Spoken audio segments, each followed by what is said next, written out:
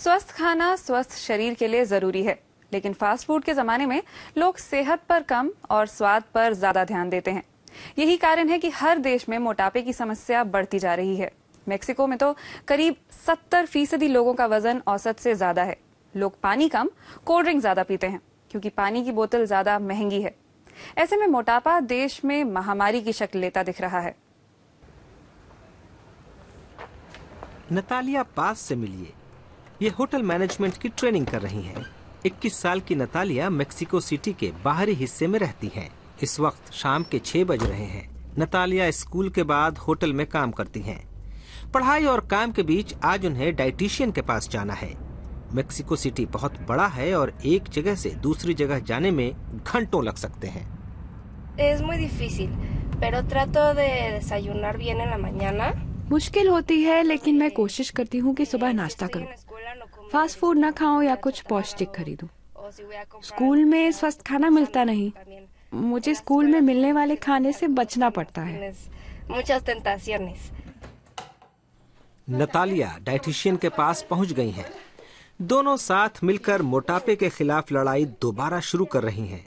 हाल के दिनों में नतालिया का डाइट प्लान बिखर गया है। वो 2 साल बाद डाइटिशियन के पास आई हैं। शरीर में हड्डी, चर्बी और मांसपेशियों की मात्रा को देखा जाता है। नतालिया का जितना वजन होना चाहिए, उनका वजन उससे 10 किलो ज्यादा है। मेक्सिको में ज्यादातर युवा की यही हालत है।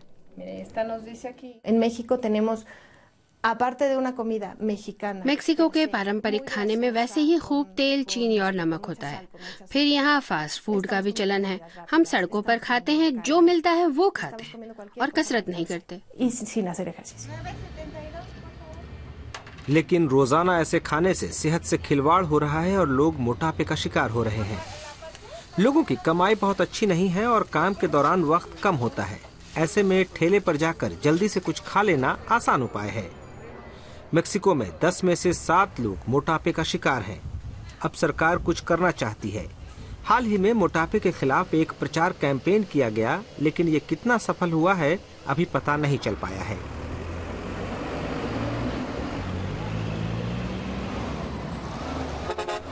इन विज्ञापनों से उम्मीद है कि लोग मोटापे के खिलाफ कुछ करेंगे। कुछ पोस्टर तो ठेलों के बिल्कुल पास लगाए गए हैं।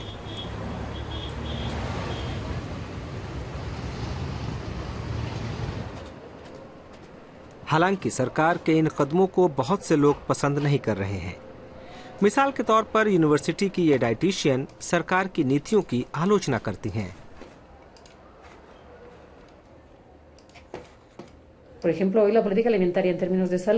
आजकल मेक्सिको की खाद्य नीति सेहत के लिए जरूरी चीजों से मेल नहीं खाती है।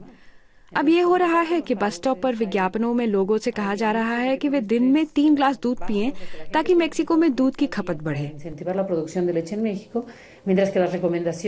और फिर मेक्सिको में स्वास्थ्य कार्यकर्ता लोगों को बता रहे हैं कि वे अपनी सेहत का ख्याल रखें और कम दूध पिएं।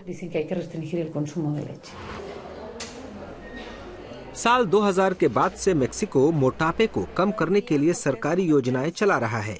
तब से लेकर अब तक सरकार ने 60% खर्च बढ़ाया है।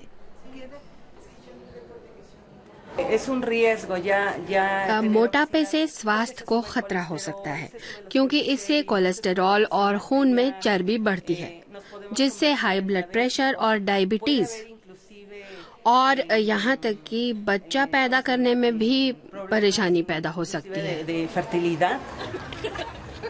नतालिया को आराम का कुछ वक्त मिला है। अब वो टाको बेचने वाले ठेले नहीं जाती।